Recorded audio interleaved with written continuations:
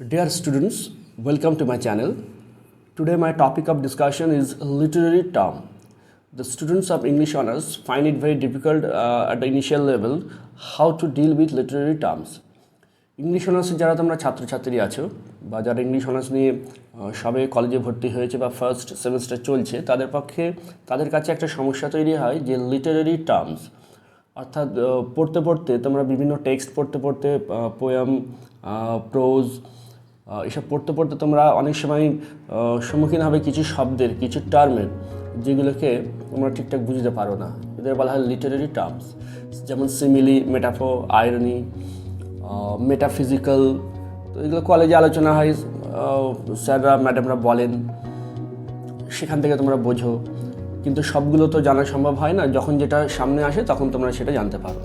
কিন্তু খুব ভালো হয় যদি ইংলিশ অনার্স বা ইংলিশ এর জন্য প্রয়োজন লিটারেরি টার্মগুলো আমরা একটু আগে থেকে জেনে যাই, অর্থাৎ টেক্সট পড়ার আগেই যদি আমরা টার্মগুলো বুঝে যাই তাহলে পরে টেক্সটটা বুঝতে আমাদের সুবিধা হবে।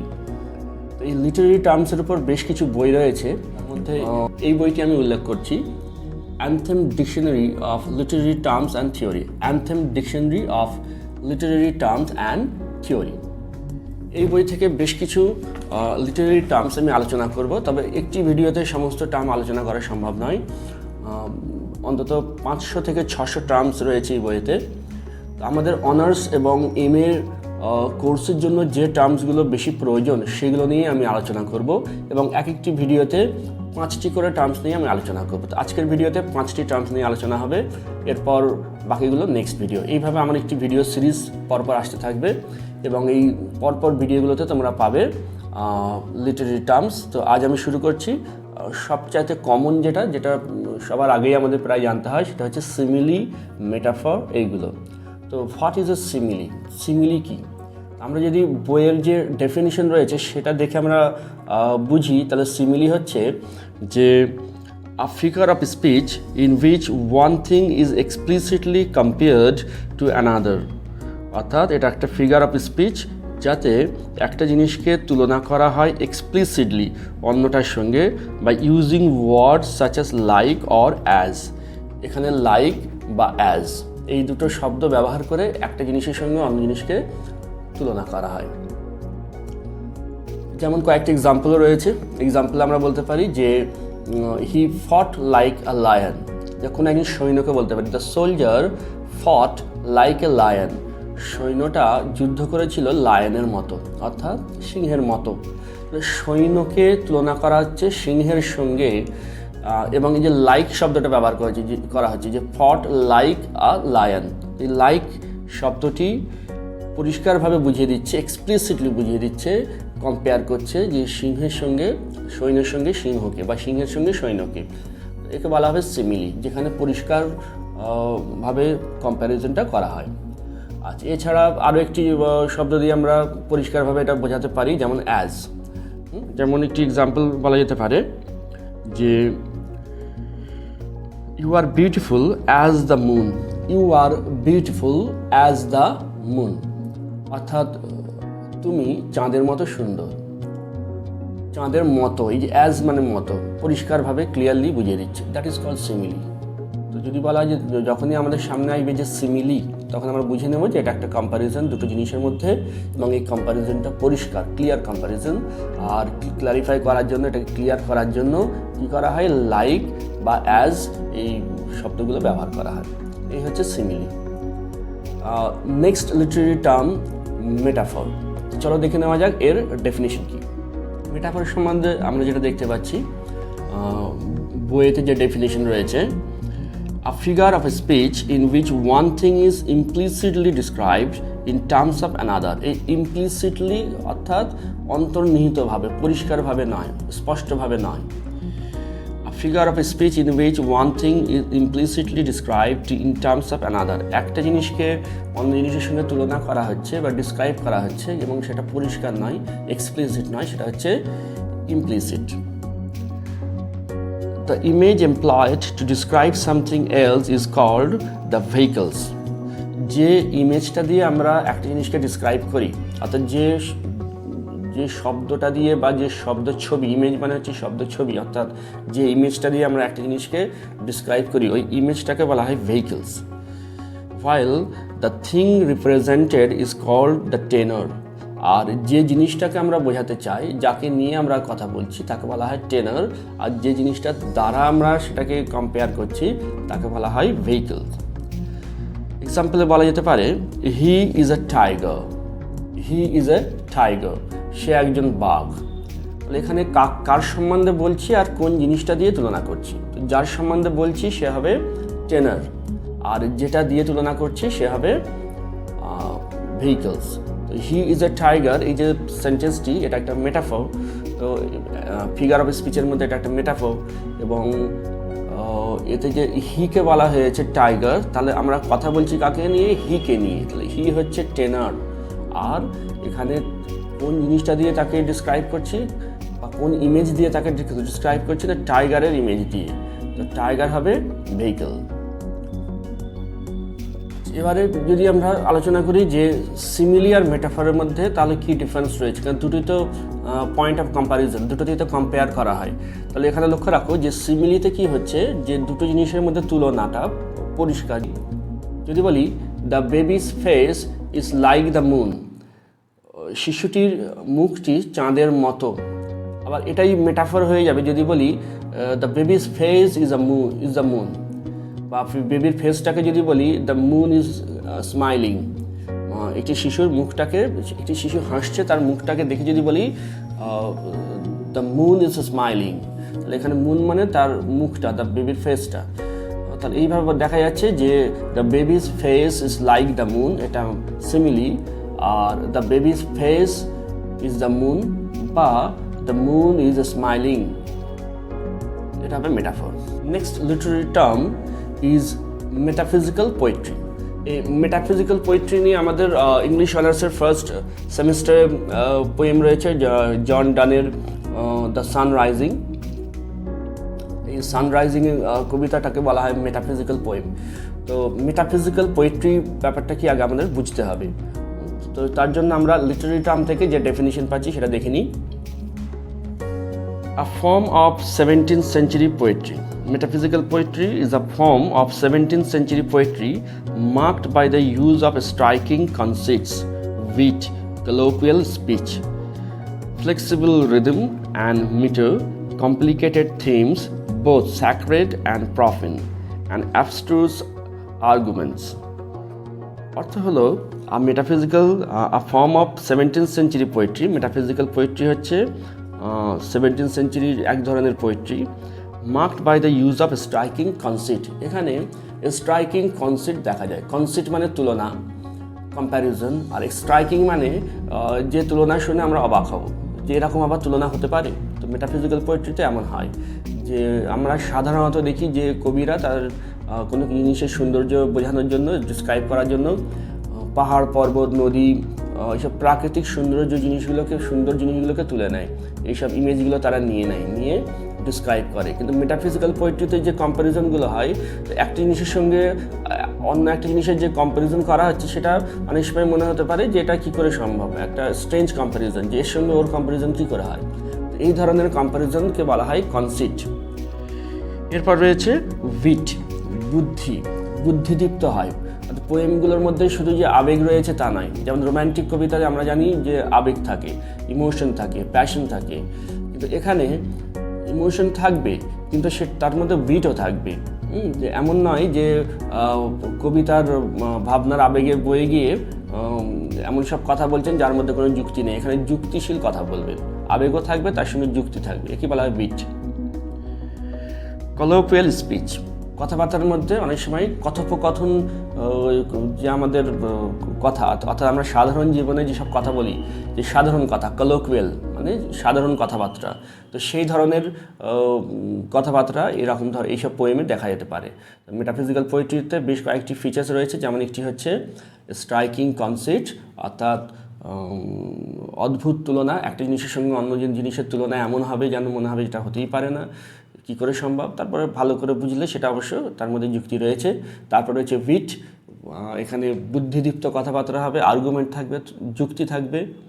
আর তারপর বলা হচ্ছে কলোকুয়াল স্পিচ, অর্থাৎ কথোপকথন, সাধারণ কথাবার্তা বলার মতো ভাষা ইউজ করা হয় অনেক সময়। আর ফ্লেক্সিবল রিদম, অর্থাৎ রিদম থাকে, রাইমিং থাকে। অ্যান্ড মিটার, মিটার হচ্ছে কবিতার একটি অংশ। লিটারারি আর প্রোসোডি, রেটোরিক আর প্রোসোডি, এই প্রোসোডি বলে একটি শব্দ রয়েছে, সেটা আমার পরবর্তী ভিডিওগুলোতে আমি আলোচনা করব যে হোয়াট ইজ প্রোসোডি বা হোয়াট ইজ রেটোরিক। তো যাই হোক, তো এখানে মিটার হচ্ছে কবিতার লাইনগুলো গঠন করার একটা নিয়ম, একে বলা হয় মিটার। তো ফ্লেক্সিবল রিদম অ্যান্ড মিটার এতে থাকে। আর রয়েছে complicated themes, both sacred and profane, and abstruse arguments. তো কমপ্লিকেটেড থিমস, এর থিমসগুলো বেশ জটিল হয়। যে কবিতায় আমরা কিছু না কিছু একটা থিম পেয়ে থাকি, কিন্তু মেটাফিজিক্যাল কবিতার থিমগুলো বোঝা একটু অসুবিধা হয়, একটু মুশকিল হয়, কারণ এটা কমপ্লিকেটেড থিম থাকে। আর কি রয়েছে sacred and profane and abstruse arguments. Sacred পবিত্র, প্রফেন্স অপবিত্র। অনেক সময় পবিত্র জিনিস নিয়ে আলোচনা, অনেক সময় অপবিত্র জিনিস নিয়ে আলোচনা। আর রয়েছে অ্যাবস্ট্রুজ আর্গুমেন্টস। আর্গুমেন্টস মানে তর্ক, যুক্তি। অ্যাবস্ট্রুজ মানে দুর্বোধ্য, যেটা বুঝতে অনেক সময় অসুবিধা হয়। অর্থাৎ এমন এমন আর্গুমেন্ট থাকবে যেটা আমাদের আপাত দৃষ্টিতে বুঝতে অসুবিধা হবে। তারপর একটু ভালো করে যদি আমরা সেটাকে অবজার্ভ করি, তখন দেখবো যে হ্যাঁ, এই আর্গুমেন্টটাও অ্যাকসেপ্টেবল। এই হচ্ছে মেটাফিজিক্যাল পোয়েট্রির বৈশিষ্ট্য।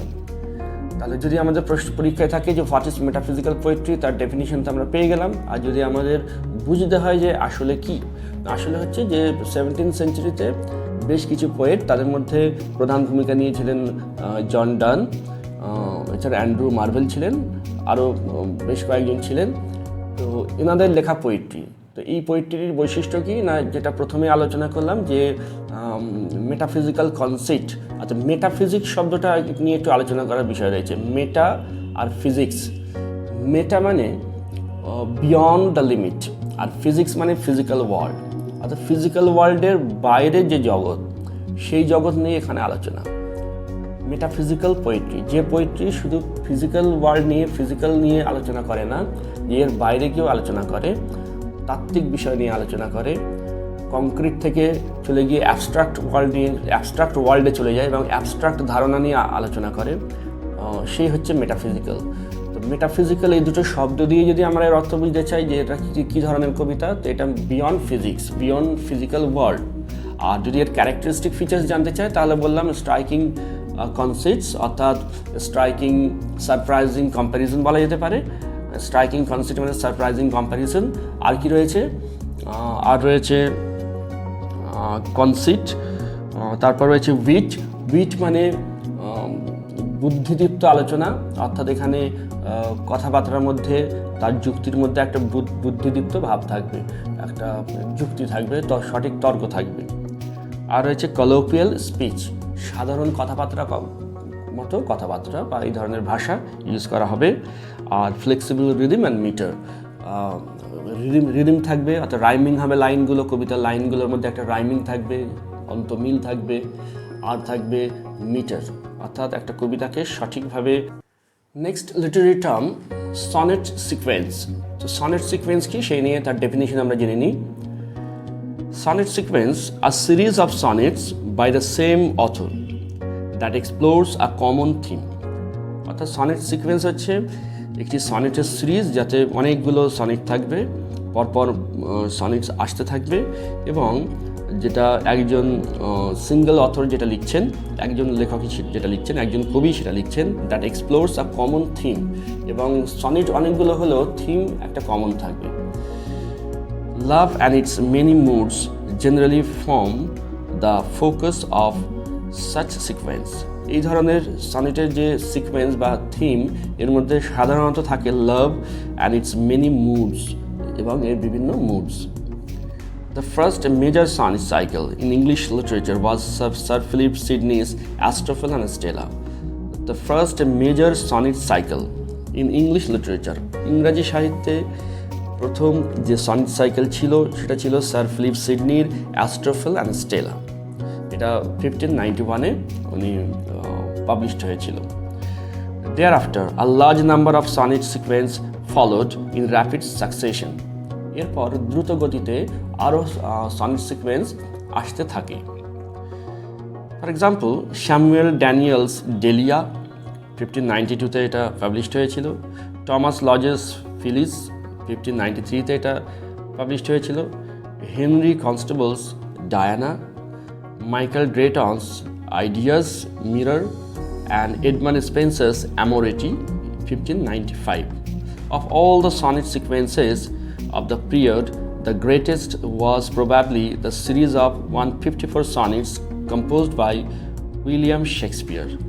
এই যতগুলো সনেট সিকোয়েন্স রয়েছে এর মধ্যে সবচাইতে বলা যেতে পারে গ্রেটেস্ট যাকে বলা যেতে পারে সেটা হলো উইলিয়াম শেক্সপিয়ারের লেখা 154টা সনেটের একটা sequence, published in 1609 but in circulation since 1598. 1598-এ এটা সার্কুলেট হতে থাকে।